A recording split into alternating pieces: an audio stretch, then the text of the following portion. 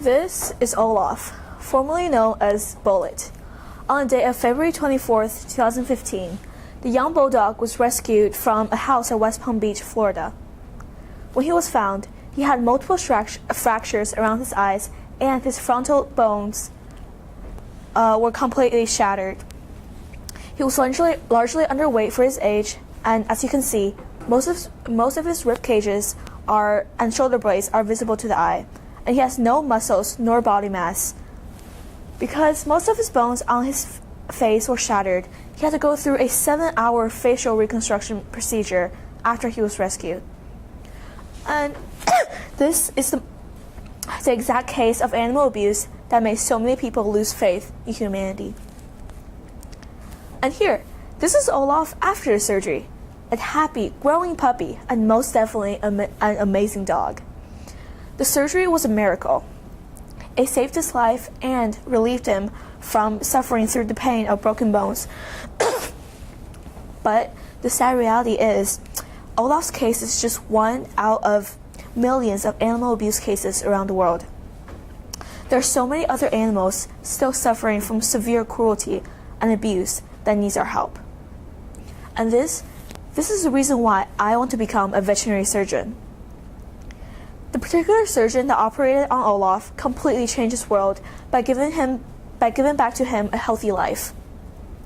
And this is the exact type of career that I want to have. The career that I want to dedicate my life to.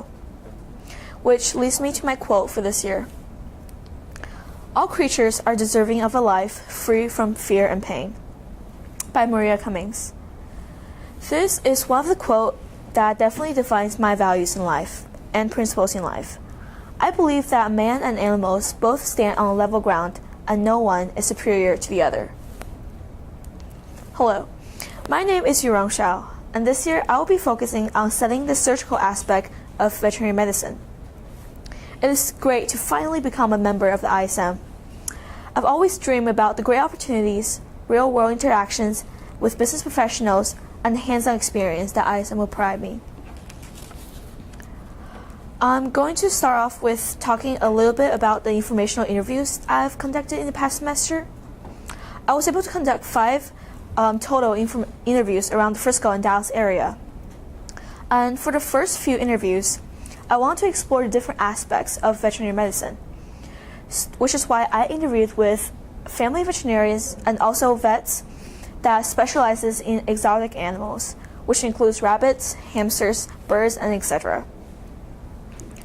One of the most important aspects that the vets and I discussed was the long years of schooling ahead of me.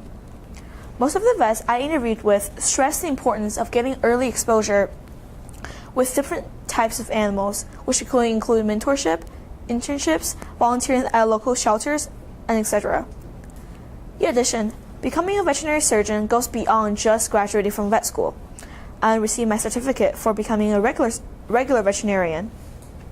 I also need extensive training that comes with internships and fellowships at veterinary hospitals to gain more exposure to the field, as hands-on experience is most definitely the most important aspect of training to become a veterinary surgeon. And the competition for the job market is very, very fierce, with thousands of people competing for 10 to 20 intern and fellowship spots in the selective hospitals around the country. The road that is ahead of me is definitely more rockier than I thought it would be. Another important aspect brought out by several of the vets that I interviewed with was the emotional stress that veterinarians are under on a day-to-day basis.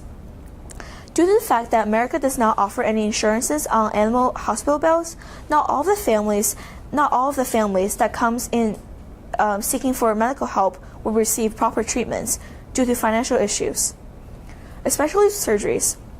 Even the most simplest surgeries could cost around a couple of thousands of dollars. It is extremely heartbreaking to imagine the sick animals being sent away to suffer at home when their owners can't afford the proper medical treatments. And the most of owners that get rejected will always blame the veterinarians to be the quote-unquote the irresponsible and bad doctors that refuse to give treatments and save their pet's life. And sometimes the name-calling and the blame could be extremely emotionally stressful for those who really cares about the matter. But the important thing for me here to realize is that I cannot physically help every single animal on Earth, but it's definite that I need and will try my best to do so. When I was interviewing Dr. Rogers, the exotic animal specialist, she showed me around her clinic and the surgery tools that she uses as a family veterinarian. And she introduced me to the normal and dental x-rays that she uses in the clinic. After my tour with her clinic, I was instantly fascinated with their surgical room. For some reason, it just looked more interesting to me compared to the other things in the clinic. After I told her about my interests, she actually advised me to contact the Dallas Veterinary Surgical Center for additional interviews. This is actually another great example of being able to interview with professionals. They can introduce me to their connections that otherwise I would not have find myself. After researching DVSC, Dr. Wilkins kindly agreed to have an informational interview with me. After our interview, I was definitely sure that I want to study veterinary surgery for the rest of the year. Dr. Wilkins was the only small animal specialized surgeon that I interviewed with. And not surprisingly, the field of small animal surgery caught my heart, which is why I decided to have Dr. Wilkins to be my mentor for the 2016 and 2017 ISM year, and I am very grateful for this opportunity. I chose Dr. Wilkins as my mentor quite early on in the year, which means that I've had more opportunities to go in mentor visits compared to other students. When I go on my mentor visits, my typical main area of movement was between the surgical room and the prepping area in the Plano DVSC. I usually arrive, put on a mask and a cap, and just walk in the surgery room and watch the dogs or cats get prepared for surgery. And then I will watch Dr. Wilkins come in and actually perform the surgery. I've watched more than 10 surgeries this year throughout my mentorship.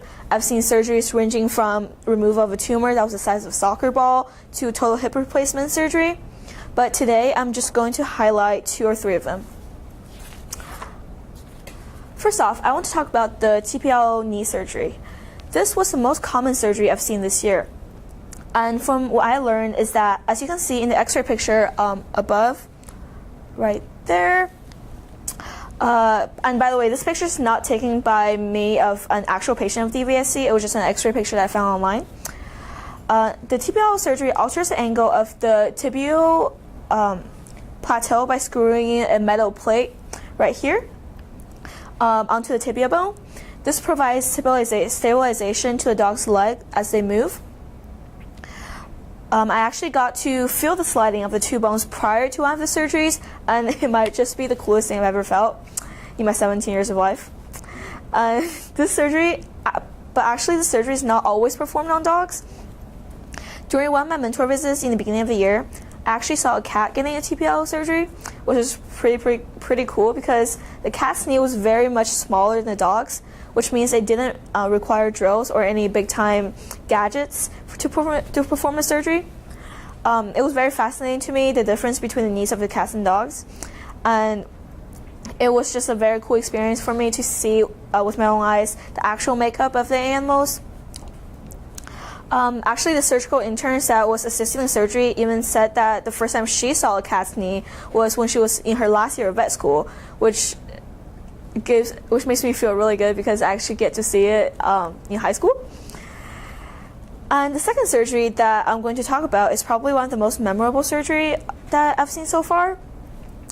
It was just a few weeks ago, I observed a bilateral laparoscopic elbow surgery. I saw the technician brought out the machine that they used to perform the surgery just when I was about to leave. And I just knew that I had to stay for this surgery because I've never seen it before. And there's no words to describe what I saw that day, but just know that it's absolutely amazing. Because I can't really explain what I saw in official/technical terms. I'm just going to briefly use simple terms that I know of to try to describe what I saw. Dr. Wilkins first entered the site that he cut with the laparoscope, and then we can see on the screen what the camera is capturing inside. And of course, the surgery has to be done in a dark environment in order to really see what's going on the screen.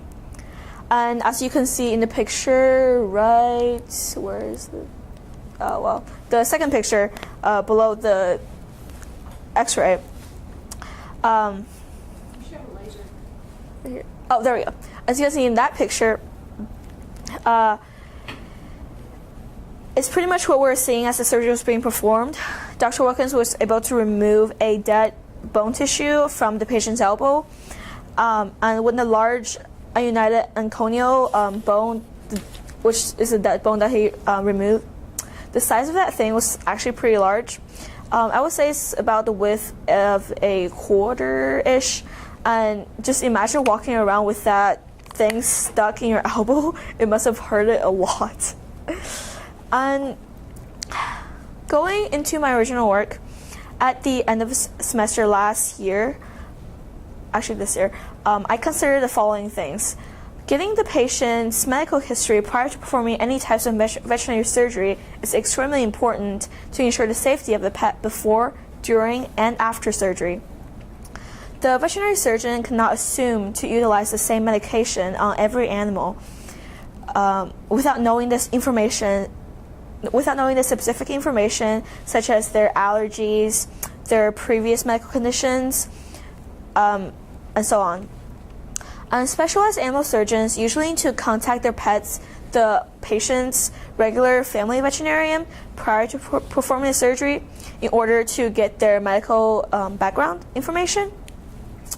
And however, there are not always time for this type of information processing, such as during emergency situations. The surgeon needs to acquire the necessary medical history immediately in order to save the animals. So for my original work, I decided to create a software called VetCheck that will store all of the medical history of the recorded animals, so that veterinarians can gain access to the necessary information immediately. In essence, when a licensed veterinarian logs on to VetCheck, he can find the digital profiles of his patients that contain specific medical information of all of the animals near him. With this in mind, I conducted extensive research into what are the elements that actually make up a complete medical history of the animal, so that when veterinarians take a quick glance at it, he or she will find exactly what they're looking for and make the right decision. I conducted research on Macmillan, University of California on Davis, and also multiple scholars journals that I could find online. As for the website that I used to create my prototype, I used Proto.io. I first started brainstorming the possible big brackets of information that I need to research on. And I came up with ideas such as vaccines, medication history, physical exams, and etc. Then I researched what are the specifics that needs to go under each bracket in order to give the most detailed information possible. And here's just a couple of screenshots of the prototype, and just to show you how the app is going to be designed. However, as I continued to research and learn in the hospital, I realized that it's actually more beneficial for me to make the app geared towards the pet owners instead of the veterinarians. I learned that many pet owners find it hard to keep track of their pet's medical information, and most of veterinarians already have an established system of keeping their records, which is why making the app towards the pet owners is a much more realistic idea. This is why for my final product, I decided to use my prototype that I made from my original work and actually build the app. But this time, I tweaked it so it will be geared towards the owners. So instead of standing here and telling you about my final product, I decided to just show it.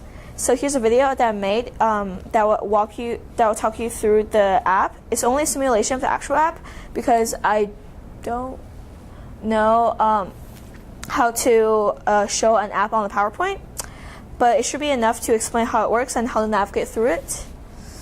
Let's see. Oh, it's weird. Wait. No. Oh, switch up. Can I log into another account? Maybe this doesn't work. Okay. What? Can I log into another account? It says I don't have access to that. Okay. Ooh. Okay. Yeah, you can pause that.